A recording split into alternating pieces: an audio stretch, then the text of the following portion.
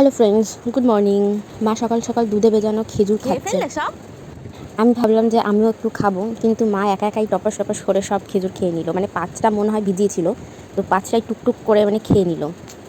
Very good. ভাবলাম আমি একটা খাবো। প্রথমে মা আমায় জিজ্ঞেস করেছিল যে বাবু খাবি কি না, তো আমি বলেছিলাম যে না আমি খাবো না, কিন্তু পরে মায়ের খাওয়া দেখে আমার একটু ইচ্ছে হচ্ছিল, তো আমি মাকে বললাম যে আমি একটু খাবো, খেতাম।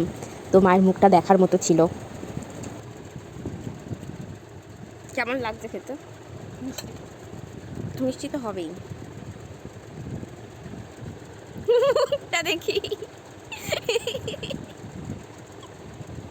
এত মিষ্টি ভালো লাগছে। সকাল সকাল এত মিষ্টি খাবা, পুরো দিন মিষ্টি যাবে তোমার। ঠিক আছে, রোজ খাবা। তুমি নাকি আবার গ্রিন টি খাও।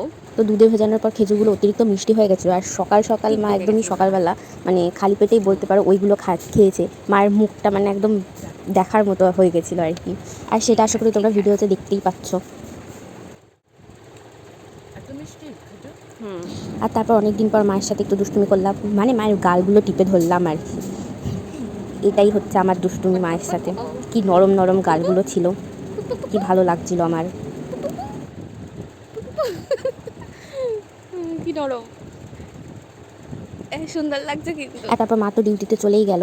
আর তারপর এই যে আমি ইয়েটা নিয়ে বসেছিলাম, লেবুগুলো কেটে, কারণ আজকে শরবত বানাবো আর কি লেবুর, মানে শরবত বলতে লেবু থেকে জুস বার করব, কারণ লেবুগুলো কেটে খাওয়া হচ্ছিল না, শুকিয়ে যাচ্ছিলো তাই। আর 5টা লেবু থেকে এইটুকুনি জুস বেরিয়েছে। প্রথমে ভেবেছিলাম আমি রেখে দেবো, কিন্তু তারপর মা ফোন করে বললো যে রাখিস না, এগুলো নাকি নষ্ট হয়ে যাবে।